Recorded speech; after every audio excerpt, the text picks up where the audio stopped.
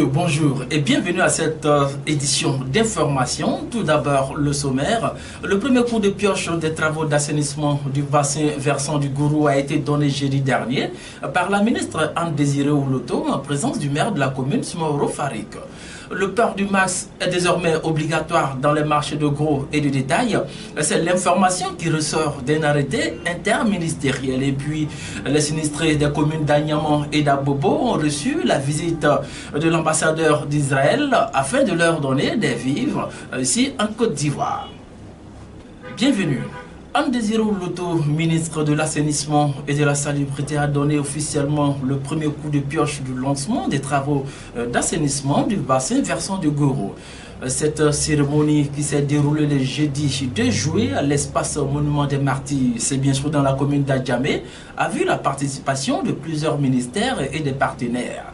Le délai d'exécution des travaux qui est de 24 mois coûtera environ 32 milliards de francs CFA. Voici le reportage de Bemsi Tiene, Georges Niaouré et Koné Namori. Plus de 32 milliards de francs CFA, c'est le coût global du programme d'aménagement et de gestion intégré du bassin versant du Gourou. Le lancement de ces travaux d'assainissement qui s'est déroulé le 2 juillet dernier à la place des Martyrs dans la commune d'Adjamé a permis de mieux comprendre le déroulement de ces travaux. Le bassin versant du Gourou couvre une superficie d'environ 28,6 km². Il s'étend du nord au sud d'Abobo à l'échangeur de l'Inténier sur environ 9 km. Plus de 32 milliards 716 francs CFA, c'est le coût global de cette opération. Le but de ces travaux, c'est l'assainissement des eaux usées, l'assainissement des eaux pluviales, la gestion des déchets voiries et bien sûr pour M. Jean-Marcel Abonon, représentant résident de la BOAD, il a tenu à noter la bonne relation entre sa structure et l'État de Côte d'Ivoire. La BOAD au financement du présent programme s'élève à 29 milliards de francs CFA. À ce jour, les engagements cumulés de la BOAD en faveur de la Côte d'Ivoire représentent un montant global de plus de 1120 milliards de francs CFA, tous secteurs confondus, soit 18% des engagements cumulés de la Banque dans l'Union. Pour Anne Désiré Ouloto, la BOAD qui finance à elle seule 29 milliards de francs CFA ces travaux est un partenaire très important dans le développement des infrastructures en Côte d'Ivoire. C'est pourquoi elle a tenu à inciter les entreprises à respecter les délais des travaux. 80% des eaux usées qui polluent la baie de Cocody proviennent malheureusement de ce dysfonctionnement. Vous comprenez donc aisément, mesdames et messieurs, l'impact de cette station sur la viabilité des importants investissements pour l'aménagement et la valorisation de la baie de Cocody. Pour la mise en œuvre des actions subventionnées, 3 entreprises ont été recrutées. La NAGED et l'ONAD, qui sont les structures qui dépendent du ministère de l'Assainissement et de la Salubrité. Le CIAPOL également, qui est une structure du ministère de l'Environnement. Et enfin, la Direction de l'hygiène publique et de la santé environnementale. Cela a donc incité le programme à apporter un appui en termes d'équipement informatique et de matériel roulant, que nous allons tout à l'heure vous présenter avant de les remettre aux bénéficiaires. Je voudrais engager donc tous les acteurs à faire preuve d'une grande responsabilité et de professionnalisme afin que les délais d'exécution des travaux soient respectés, étant entendu que la conduite à bonne fin des travaux dépend de tous. Et j'insiste sur le respect des délais d'exécution des travaux.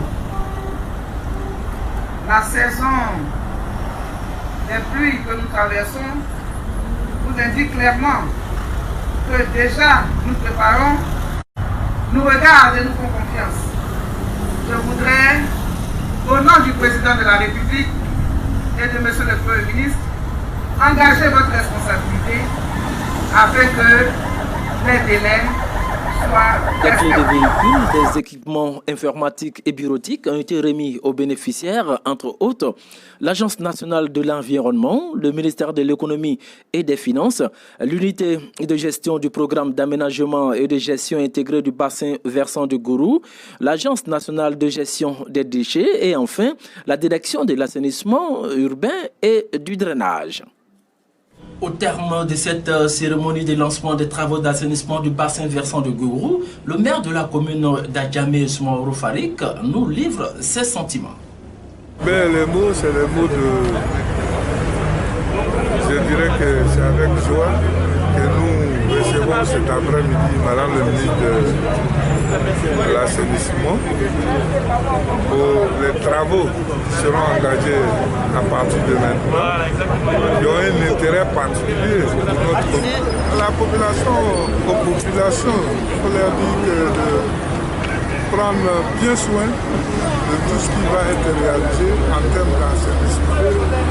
Le service technique de la mairie est associé aux travaux. L'ambassadeur d'Israël, à travers son premier secrétaire et consul, était dans la commune d'Abobo et d'Agnaman pour soutenir les populations sinistrées suite aux inondations dans la nuit du 17 au 18 juin 2020. C'est une importante quantité de vivres que les populations sinistrées des deux communes ont reçu du représentant de l'ambassadeur d'Israël en Côte d'Ivoire, son Excellence Léo Vinochki. Ce sont donc l'expression de la solidarité du peuple israélien en faveur de la Côte d'Ivoire. En santé, la Côte d'Ivoire franchit la barre des 10 000 maladies de la Covid-19. Près de 4 mois après la déclaration du premier cas de la Covid-19 dans le pays le 11 mars dernier, la Côte d'Ivoire franchit donc ce vendredi la barre des 10 000 contaminés, enregistrant au total 10 244 cas confirmés, 4 726 guéris et 70 décès. L'information a été donnée par le ministère de la Santé et de l'Hygiène publique dans son point de presse quotidien sur l'évolution de cette pandémie en Côte d'Ivoire. Les animateurs et les usagers des établissements commerciaux accueillant du public, marchés de gros et de détail ont l'obligation désormais de porter les masques. C'est ce qui ressort de l'arrêté interministériel signé le jeudi 10 juillet dernier par les ministères du Commerce et de l'Industrie, de la Défense, de l'Administration du Territoire et de la Décentralisation, de la Sécurité et de la Protection civile ainsi que celui de la Santé et de l'Hygiène publique. Afin de lutter contre la Covid-19, les supermarchés, les dépôts de boissons, les quincailleries, les supérettes, les banques, les pharmacies et même les agences de téléphonie sont donc concernés par cette décision. Le secrétaire général de la préfecture d'Abidjan était face aux populations impactées par les travaux de construction du 4e pont d'Abidjan. Ces travaux reliant la commune de Yopougon à celle du plateau, en passant par Atekoubé et Adjamé, connaîtront une autre phase importante dans le mercredi 8 juillet 2020. André Martin Kakou, représentant le préfet d'Abidjan, a annoncé une opération de libération des emprises de cette infrastructure dans la commune d'Adjamé dans le 8 juillet 2020. Toute personne impactée par ces démolitions a été indemnisée depuis plus de 6 mois. Ce sont donc 143 commerçants et locataires qui seront déguerpis. Les populations concernées sont donc invitées par le représentant du préfet à organiser leur départ et en toute sérénité et toute tranquillité. Vendetta dans 2 quartiers de la commune d'Adjamé, jeudi dernier, un jeune homme a été tué à la machette au quartier Bracody. En représailles, les jeunes de Bracody ont attaqué le quartier Voyou au niveau des 220 logements. Bilan, un mort. Cette guerre entre les jeunes du quartier Voyou et ceux de Bracody qui dure depuis près de 2 ans, selon des informations des riverains, continue d'impacter négativement sur la quiétude des populations qui ont besoin de vivre en sérénité.